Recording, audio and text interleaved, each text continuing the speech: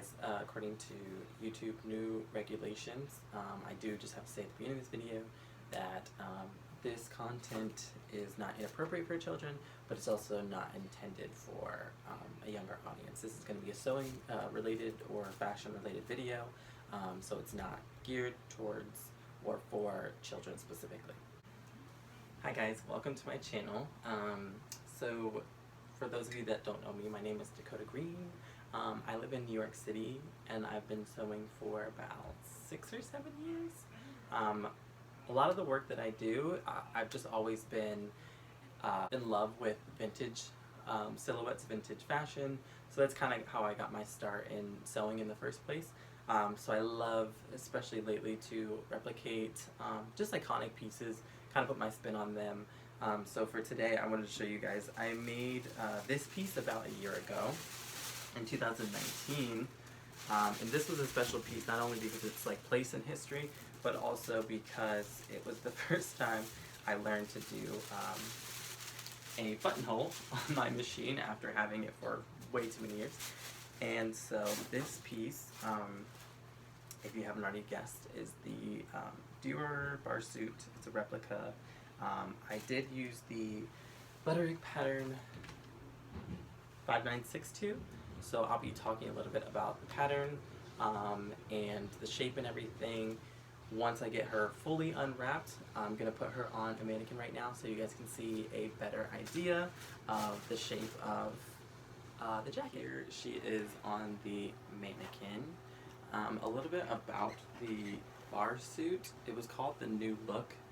Christian Dior obviously was the designer, but in 1946 he opened his atelier and then his own, and then in 47 he showed the collection that had the bar suit. And you have to think, during that time they had just come out of World War II. So when the war ended, previously people, the shape was considered more boxy. Women would have worn more like plaid material like this, or even brown versions. They had like boxier shoulders and a boxier shape because they had to ration pretty much everything in fabric, especially during war times. So you know, the garments were just reflective of the time. It was just more serious. And obviously just the rationing, so a lot more things were cut square-like. There wasn't a lot of frou-frou or anything like that.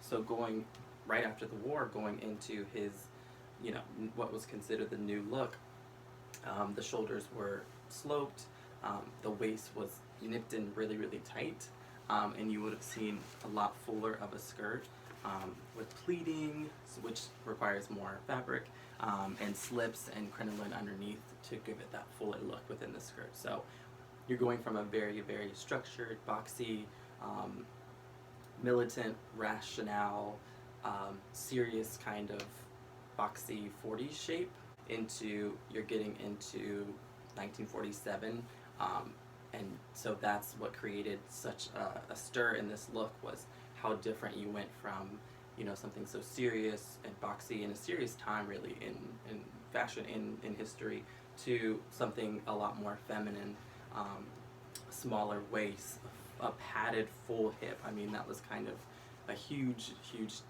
change for fashion. So that's why this is such an iconic jacket and such an iconic look. This is the 5962 butterick pattern. I have a crinoline underneath a black pleated taffeta skirt, so it's a little bit bigger than I would probably normally do. Normally I would just have padding in the jacket, but in this case I figured I would just use the crinoline fullness of the skirt, because especially with this look, you need the jacket to actually cup and be really tight against the black skirt here. You really want to make sure that these two line up, the edge of the jacket and the skirt. I've done this before where I have the skirt and it doesn't fit, and it kind of is like a little bit in, and I think it looks ridiculous. So especially for this jacket being such an iconic, you know, and having the puff here, it really does need to kind of smoothly go into the black skirt there. A little bit about the pattern. This is it up close. This might be one that you have to find on eBay now, because I think it was a limited edition, and a lot of these vintage ones are out of print. But a few things, this one has two double-headed darts on the sides here, and instead on mine I decided to add just a single. Through here is really, really nice, but it would have been a double dart and I didn't want that. So I basically just combined another female jacket pattern that I had with the pattern that was given in the package. And then also, I don't know if you can see, but the collar on this one, I did the collar on this one, so you can see on this side how the collar is square on this side. And that's probably the only thing that I would change if I went back and remade this again. I would do it more like, you can see I've pinned this side to be just like a regular like lapel on a jacket. So she's been tucked away in a garment bag, so that's why she needs a good press. But you can see, I wanted to bring you up close to see the different collar on this version versus this is probably, if I could go back in time, this is probably what I would have done. It's just a regular, it's curved so it's not sitting perfectly, but I would have just done a regular classic lapel.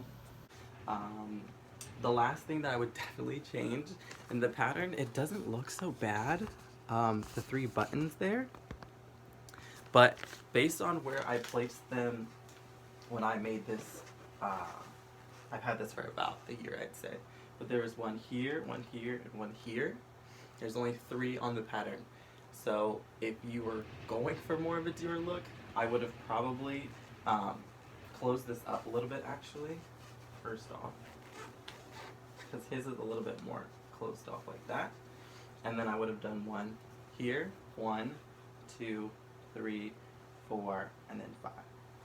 I believe his has the buttons. I actually hand stitched this 4th button just because it looked so bland without it. I just have the pin there to kind of help keep it closed, but yeah, the buttons are really close and they're really, like, imagine if that wasn't there, that's what it would look like. It just looked so silly. So I added one more, and I might even add one more at the top. But in the back, I did go ahead and go with the 2 double, the double darts here. There's a center seam, there's a dart here. But yeah, overall, the pattern is really great to work with the curves on the jacket here. They did a really good job with that.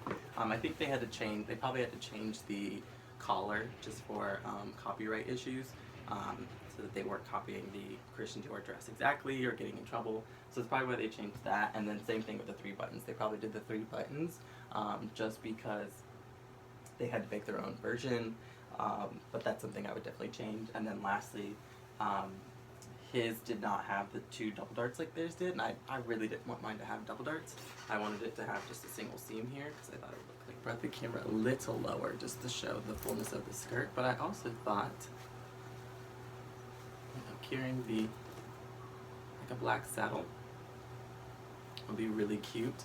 I could see like an influencer wearing something like this, or like a really strong editor, or someone going to like a serious event but still wanting to be kind of feminine, even if you kind of draped it like the new belt bags everyone's wearing across the shoulder. Could even be cute. I think that's so cute.